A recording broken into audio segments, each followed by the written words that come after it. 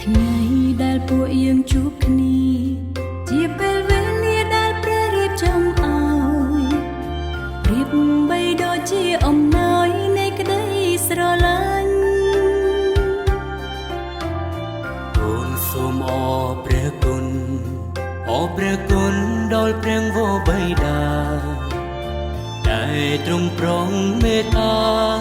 ស្នេហានេះសូមទ្រង់ប្រទានពរថ្ងៃមង្គលសិរីសូមទ្រង់ធ្វើជាស្ទីនិងធ្វើជាស័ក្តិសិទ្ធិពលពីពីស្វាមីទាំងរាថ្មីទូក្ដីសុខសាន្តរហូតទៅ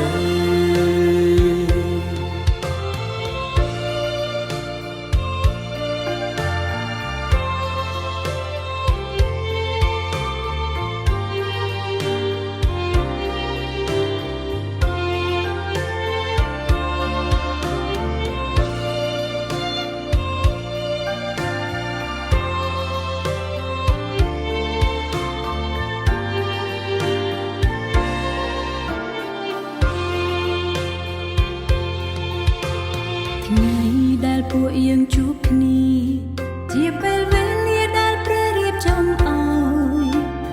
ប្រៀបបីដូចជាអំណោយនៃក្តីស្រឡាញ់អូនសូមអរព្រះគុណអរព្រះគុណដល់ព្រះវរបិតាដែលទ្រង់ប្រងមេត្តា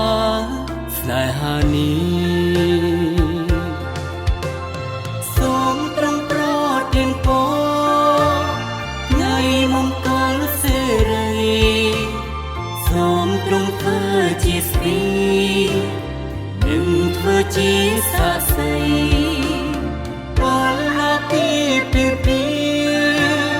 ស្វាមីទាំងរាថ្មីទូក្ដីសុខសាន្ត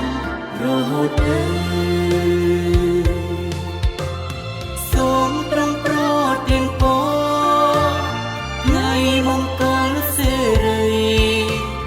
សូមទ្រង់ធ្វើជាស្ទីនិងធ្វើជាស័ក្តិសិទ្ធិពលពីស្វាមីទាំងរាថ្មីទូក្ដីសុខសាន្តរហូតទៅ